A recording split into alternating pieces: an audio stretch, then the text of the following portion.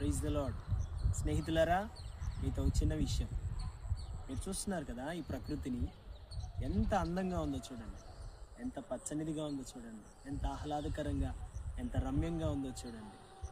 నీ జీవితం అందంగా ఉండాలని ఆశపడుతున్నావేమో, సుందరంగా ఉండాలని ఆశపడుతున్నావేమో, ఆహ్లాదకరంగా ఉండాలని ఆశపడుతున్నావేమో, కానీ నీకున్నటువంటి నీ పరిస్థితి చాలా విచారకరంగా ఉందేమో, మూడైపోయిన పరిస్థితిలో ఉందేమో, వేదనకరమైన పరిస్థితిలో ఉందేమో.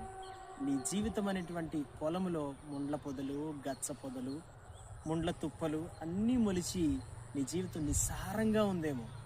కానీ నా దేవుని వాక్యం సెలవిస్తుంది, నేను నిన్ను చిగురింప చేసేదని వాక్యం సెలవిస్తుంది. చూడండి, ఈ పంట పొలాన్ని మీరు గమనించండి. ఇది చిగురించి ఇది ఇది ఇది ఇది ఇది పెరిగి చూడటానికి ఎంత ముచ్చటగా ఉందో, చూడటానికి ఎంత చక్కగా ఉందో, మనసుకి ఎంత ప్రశాంతతనిస్తుందో.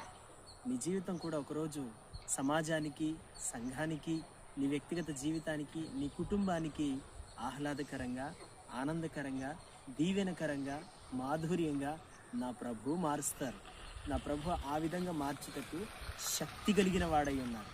మూడు బారిన జీవితాలను ఆయన చిగురింపచేసే దేవుడు, ఎండిపోయిన జీవితాలను తిరిగి నీరు కట్టగలిగిన దేవుడు, తోటగా మార్చగలిగిన వాడు, అరణ్యాన్ని ఆహ్లాదకరంగా, ఎండిపోయిన నీ జీవితాన్ని ఏదేను తోటగా నా ప్రభు మార్చగలుగుతారు.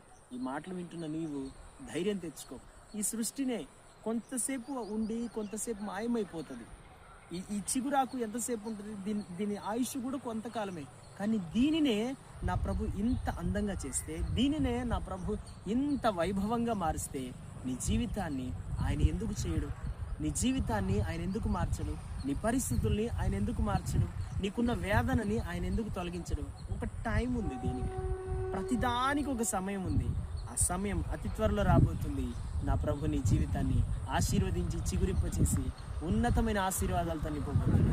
ఆమేన్. దేవుని ఆశీర్వదించుగాక.